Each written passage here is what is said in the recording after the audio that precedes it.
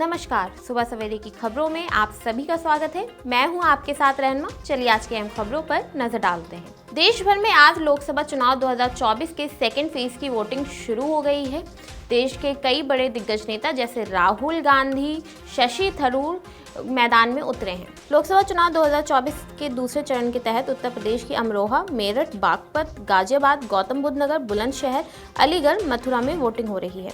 इस चरण में 15 करोड़ 88 लाख वोटर हैं। दूसरे चरण में केरल में सबसे ज़्यादा 20 सीटों पर मतदान है। राहुल गांधी की वायनाड सीट पर भी मतदान आज ही है। लोकसभा स्पीकर ओम बिरला की सीट पर भी आज वोटिंग होगी। रविंद्र भाटी, पप्पू यादव जैसे दिग्गज निर्दलीय भी इस चरण में मैदान में हैं। इसी के साथ आज 4 राज्यों में वोटिंग का काम खत्म होगा और पहले 2 चरणों को मिलाकर 14 राज्य और यूनियन टेरिटरीज में वोटिंग पूरी हो जाएगी। दिल्ली के सीएम मनी लॉन्ड्रिंग मामले में इस वक्त तिहाड़ जेल में बंद हैं।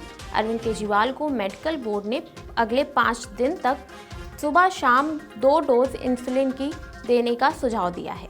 आधिकारिक सूत्रों के मुताबिक मेडिकल बोर्ड 5 दिन बाद शुगर लेवल जांचेगा। एम्स निदेशक द्वारा गठित बोर्ड में एक एंडोक्राइनोलॉजिस्ट और एक मधुमेह रोग विशेषज्ञ शामिल हैं। तिहाड़ जेल प्रशासन के मुताबिक एम्स के डॉक्टरों की सलाह पर केजरीवाल को इंसुलिन की पहली खुराक सोमवार शाम को दी गई थी। तब उनका शुगर लेवल 217 तक पहुंच गया था। अब मेडिकल बोर्ड ने अगले 5 दिनों तक खुराक जारी रखने की सलाह दी है। उन्हें रोजाना दोपहर और रात के खाने से पहले दिन में 2 बार लो डोज इंसुलिन दी जा रही है। उनकी सेहत की निगरानी तिहाड़ के डॉक्टर कर रहे हैं। उन्हें घर का बना खाना और डॉक्टरों द्वारा बताई गई दवाएं दी जा रही हैं। दिल्ली एनसीआर में सुहाने मौसम का आनंद लेने वाले लोगों को झटका लगने वाला है। मौसम विभाग के अनुसार आज दिल्ली का पारा 40 डिग्री तक जा सकता है। गौतम बुद्ध नगर और गाजियाबाद में आज वोटिंग है। ऐसे में लोगों को सुबह जल्दी वोट डालने की सलाह दी गई है। मौसम विभाग के अनुसार 27 अप्रैल को आंशिक रूप से बादल छाए रहेंगे। तेज हवाएं चलेंगी।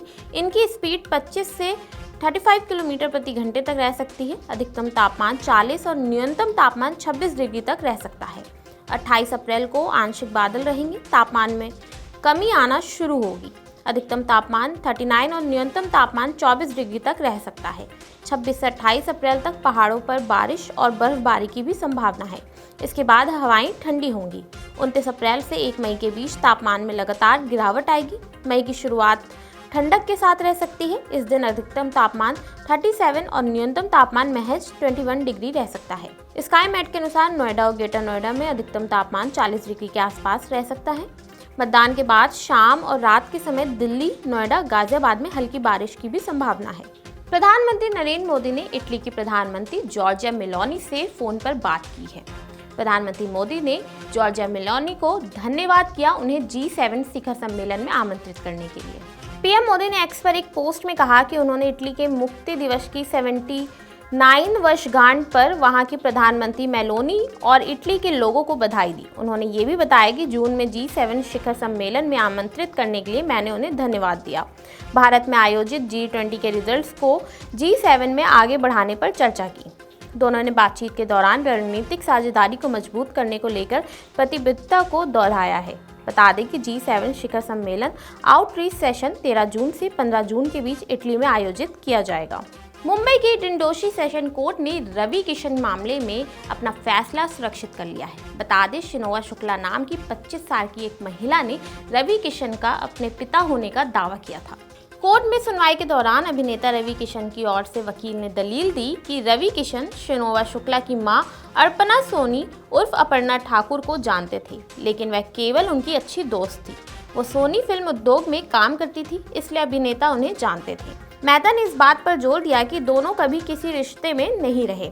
शिनोवा शुक्ला की याचिका पर वकील अशोक सरावगी ने दलील दी और अंतरिम उपाय के रूप में मांग की गई है कि डीएनए करने का निर्देश दिया जाए। उन्होंने कहा कि अपर्णा सोनी ने 1991 में राजेश सोनी से शादी की थी। हालांकि कुछ विवाद और मतभेदों के कारण सोनी ने 1995 में वैवाहिक घर छोड़ दिया। शिनोवा के वकील शरावगी ने आगे कहा कि अपर्णा किसी तरह एक पत्रकार के रूप में फिल्म इंडस्ट्री से जुड़ी। उन्हें और रवि किशन को कथित तौर पर एक दूसरे से प्यार हो गया और उनके बीच रिश्ते बन गए। इस रिश्ते से ही शिनोवा शुक्ला का जन्म हुआ और कथित तौर पर रवि किशन हमेशा उनकी देखभाल करते रहे। हालांकि पिछले कुछ सालों से रवि किशन शिनोवा शुक्ला के साथ रिश्ते से इनकार करने लगे थे और उनकी देखभाल करने की जहमत भी नहीं उठाते थे। मामले पर दोनों पक्षों को सुनने के बाद जस्टिस एवी धुलधुले ने फैसला सुरक्षित रख लिया। इस मामले पर 26 अप्रैल को अदालत फैसला सुनाएगी। रवि किशन की पत्नी प्रीति शुक्ला ने पहले ही लखनऊ में अपर्णा सोनी और शिनोआ शुक्ला के खिलाफ एफआईआर दर्ज कराई है। ऐसा तब हुआ जब अपर्णा सोनी ने प्रेस कॉन्फ्रेंस करते हुए कथित आरोप लगाए थे। तो ये थी आज की अहम खबरें जिन पर हमारी दिन भर नजर बनी रहेगी।